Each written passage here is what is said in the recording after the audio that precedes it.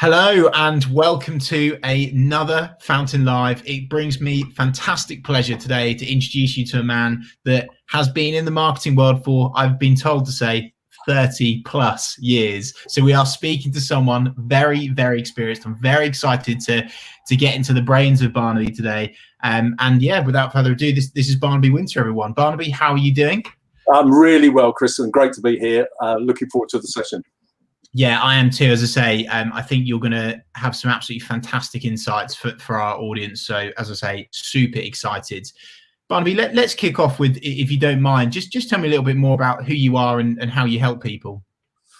So, yeah, I'm Barnaby Wynter. I run an organisation called the Brand Bucket Company. In its name is a thing called the Brand Bucket, which is a methodology that was first developed actually in 1985 for Saab. And has been applied to over 4,700 brands worldwide. I stumbled upon it in the mid-90s when I was working on a brand called First Telecom, and it was being used by what I perceived to be what they called a below-the-line agency, so an agency that did all the stuff that wasn't advertising, and I was in the advertising agency. It turned out that actually they were an advertising agency that did everything, and they indeed persuaded me to become their managing director in 1999, having gone through a series of advertising agencies prior to that, including Ogilvy and Mather and the Grey Group, and various other organisations, having myself launched probably 50 or 60 brands by that time, some of which you may know, Argos, Ford Sierra, Radion washing detergent, Bird's Eye Healthy Options, and various other. Dropping names already. I love that. For those who are old enough like me to remember some of those brands, but in fact, Argos just recently announced that they were dropping the catalogue. Well, I did the first ever catalogue TV commercial, so oh wow! So that's all a bit weird as time passes. You'll find this, but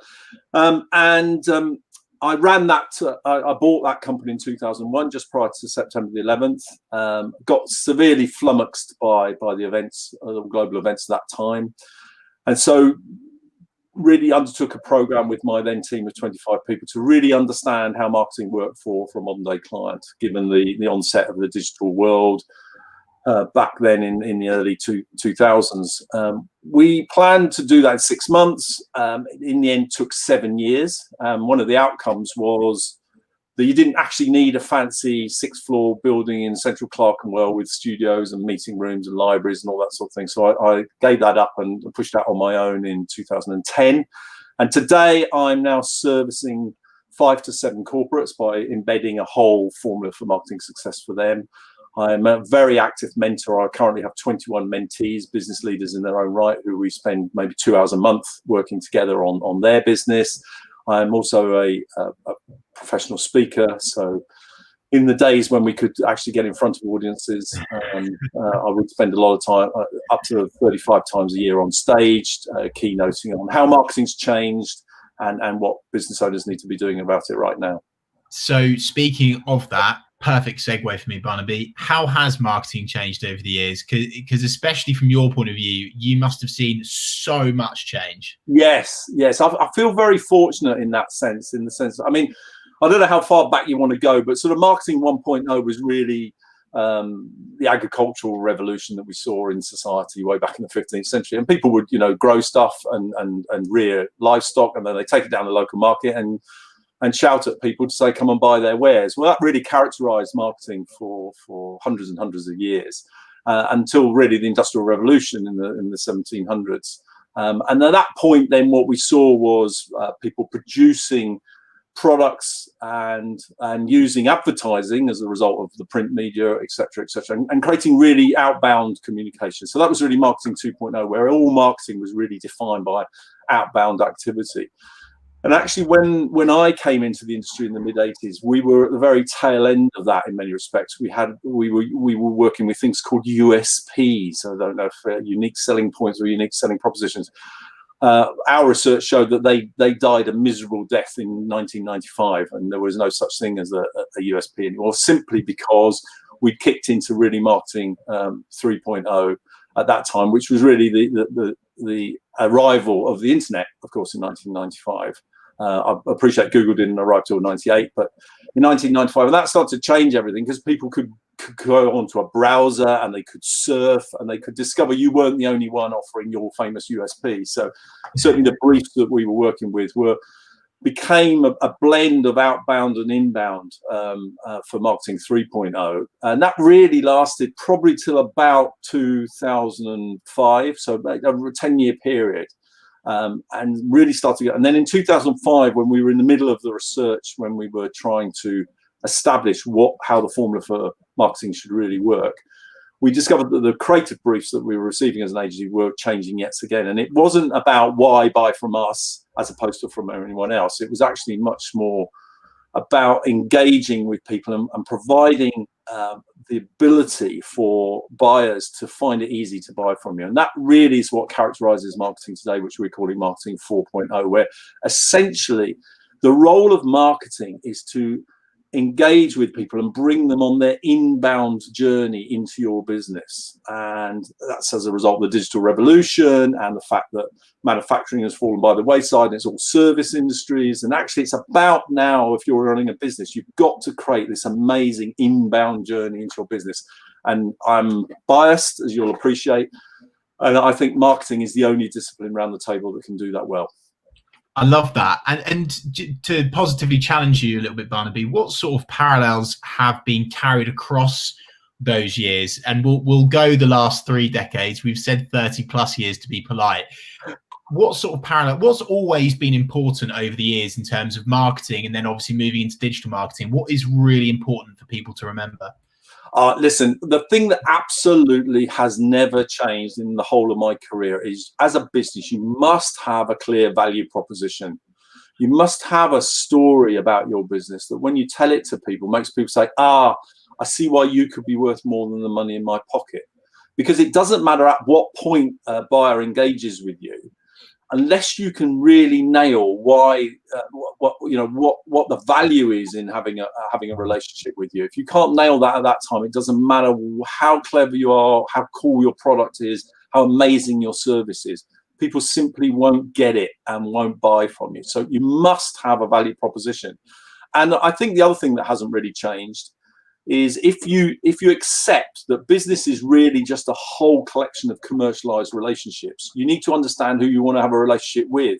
And glibly, we talk about the target market and who understanding your target market. But actually, what has changed, but is still true, is you must understand your target market really closely, so that actually when you're communicating with the market, you're communicating with them directly, rather than every Tom, Dick and Harry, which really characterized, advertising-led marketing when I came into the industry. All very exciting and all very Mad Men-ish, but nowadays it's much more one-to-one, much more peer-to-peer, and you really need to understand in great detail who it is you want to buy from you. And those two things have never changed, Chris. It's, you must have a value proposition and you must have a clear understanding of who you want to buy from you. Absolutely brilliant. No nonsense, straight down the line. And it'd be good getting you on, Barnaby. And that leads nicely on to, what is the brand buckets formula for marketing success? What does that look like? So the brand bucket has been used on over 4,700 brands worldwide. I've only used it on somewhere in the region of 570 brands, but it maps the decision-making process that everybody goes through when they actually do anything. I've only ever applied it to marketing. I have been asked to use it in recruitment and various other areas. And the basic premise is it's got 6 key steps. The first thing you've got to do, you've got to raise awareness. You've got to tell people that you're there. Again, when you were the only one in the market, that might have been enough to get buyers, but actually it's not enough anymore. So the way to do that is create brand property, a great look and feel. And then the next thing you need to do is you have to engage people from an image match point of view. You've got to make them like you because you're like them. So that's the second step. So you raise awareness, create an image match. Now, those 2 steps you must get right to start with. Others people will go elsewhere where they like someone else more. But the truth of those 2 steps is they're only really the engagement strategy, and they just make you like you, and they're very emotional. So the next thing often people do is say, well, what do you do? I really like the cut of your jib. What do you do? And at that point, we call this facts match. They're looking for how they match against what they're looking to achieve. And most businesses make a horrible mistake at this point, is they list out all their features. And everybody goes, oh, the buyers go, that's very useful. I can use that now as a shopping list to compare and contrast using your competitors, of which there are undoubtedly many. So what you have to do at that stage is you have to communicate your benefits, how you're going to make a difference to people. So now I've heard of you, I'm familiar with you, I like the cut of your jib, and I now know what you're going to give me. So surely a purchase is in the offing. But actually what we found from the research is people say, I've got all the information I need. When I need somebody like you, I'll come back. And they then disappear. And the reason they disappear is because they know you're not the only choice. So they're going to use everything you've taught them to go elsewhere. So the next really critical step, and I think this is where the emphasis in marketing has changed, from when I came into the industry, it was all about top of the bucket, awareness and image match, all fancy advertising and press and radio and TV and all that sort of stuff. Now, what you should be doing is you should be doing the fourth step, which is giving people a go at your value proposition. We call it a test drive. You can see that's where it came from, Saab, way back in '85. People need to be taken for a test drive. They need to be immersed in your value proposition in some way, however you do that, whatever business you're in. I've never come across a business ever that cannot offer some kind of test drive. And at that point, they get immersed and they're really excited and they integrate it into your life. And we've all done it. We've done 1 hour, 1 month tests and this, and you'll see it. It's very common. And the trick then is to remove it from those people. And then they go, whoa, stop, you can't take it away. I've integrated it into my system. And so, well, we're not in the business of providing free stuff. And we go, well, what do we do? And you go, well, I don't know. I can't keep providing you. I do have an idea though. And they go, well, what's the idea? I said, well, why don't you give us money and we'll carry on with this relationship? And they go, yeah, that's a great idea. And they don't even ask how much half the time if you got it right.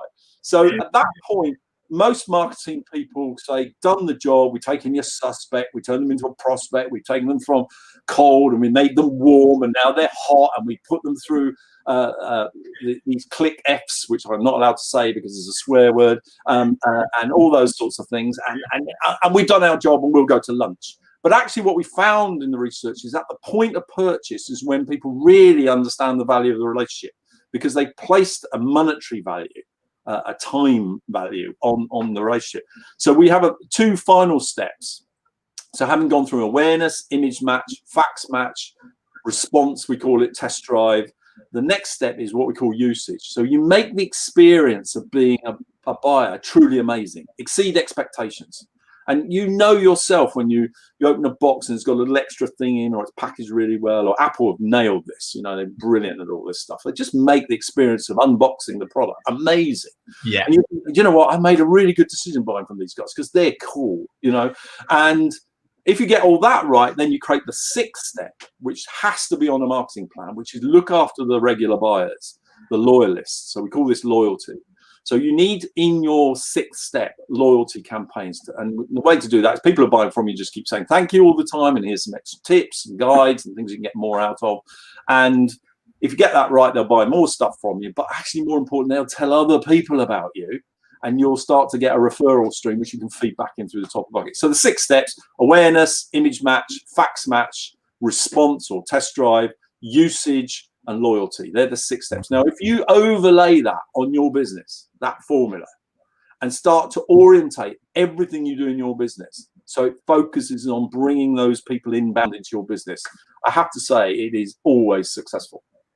That is absolutely brilliant, and even myself, I've taken a lot away from that. I think particularly the key kind of takeaway for me there is that element of test drive. Actually, I know that you're saying most businesses have that now, but I still think a lot of people don't think about it like that. And if you are able to give your prospects a test drive of your product or your service, I think that's an incredible tool. And loyalty and creating advocacy is super important. So. Brilliant logic. Yeah, and you know what, Chris? I'd go a little step further than that and say your marketing should be designed to get people to take a test drive. Okay, get it. Like, that's its function, because it's that point when people go, I really get this. I've really integrated into it, into my, and rather than just tell people you exist and say how clever you are and all this fancy stuff. Actually, what you want people to do is to really have a go at what you're doing, and they go, actually, I can really see how this fits into what I want to achieve out of my life. So go on then, Barnaby. Let's take this in a different direction now. What built Barnaby? Who are your inspirations, and what's made you have such a drive and enthusiasm for marketing over the years? And who do you look to for inspiration, or are you beyond that point now? No, gosh, if you ever get beyond that point, then there's something seriously wrong. No, so I mean, I have loads of influences. I think the ones that I would always list out are David Ogilvy. I was very fortunate to work at Ogilvy and Mather, and in fact meet him before he died. And everything he's written, you know, some of it's a little bit outdated, but actually the majority of it absolutely nails how you can facilitate quality behavior from people. And he was always a gentleman, and I really aspire to be that. Today I adore Seth Godin. I find him deeply annoying because he writes what I'm thinking, and I wish I'd written what I was thinking and try and stay ahead of him. And every time I've been keynoted for a couple of years, he publishes a book which then goes, well, I've been saying that for 2 years and I haven't done anything with it. You know, so I find him deeply annoying, but he is always a stimulant for me in that particular arena.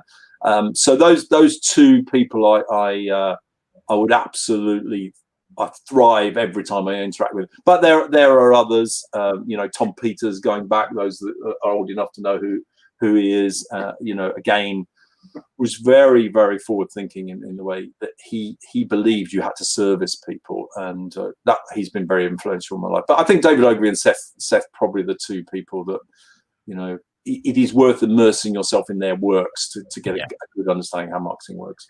Yeah, agreed. I'm a massive Seth fan. I really am, and I must admit I'm a massive Gary Vee fan. Actually.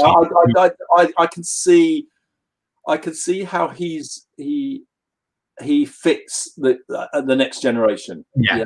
I find him, you know, he's pretending he's inventing new thinking. And of course, when you've been around you'll find this as you get older, you'll go, okay, they're pretending they thought of this first. And actually, in real terms, they're just rehashing stuff that we did. So it's slightly more difficult for him because he set himself up as a discoverer of new thinking. I mean, I enjoy listening to him, and I always think, yeah, but you're not saying anything new. You're just reframing what we've always been doing. But of course, if you haven't any other experience, he's like amazing. So I get that, so yes, I get Gary's energy, enthusiasm, you know, and he's a great gateway to the next generation of marketeers. So I'm with you on that. I get that, just not for me. No, absolutely. No, I totally understand your observations. Barnaby, where do people contact you? Where can people ask you questions and positively challenge you? Comments today. Okay, so on the basis that everything's inbound, you have to type my name in, Barnaby Wynter with a Y, into Google, and there's a young musician that's got the same name spelling, but that's not me. You can tell he hasn't got 30 years plus in him, so therefore you can't make a mistake. LinkedIn, you know, I'm really responsive on LinkedIn. I connect to almost anything, and of course you can visit my website, which is www.barnabywynter.com, again, just to keep things simple. So and there's examples of me speaking and mentoring and lots of things on there. Again, you can contact me through the website as well, and by all means do. I answer any questions from anyone, and you know, because you just never know where it's going to go, you know. So Barnaby, thank you so much for sharing your time and your wisdom with us and our audience there. Really, really appreciate it. And hopefully we'll get you on again soon. I really look forward to that. Thanks ever so much for having me, Chris. Thank you very much. And thank you to every single person that's watching this now and will be watching it back. I really appreciate it. As always, feel free to subscribe to Fountain on YouTube. If you're watching on LinkedIn or Facebook, drop a comment down below. If you've got any questions for Barnaby, tag him up. And if you want to drop us a tweet, we are at Fountain Team on Twitter. Thanks very much, and I'll see you soon.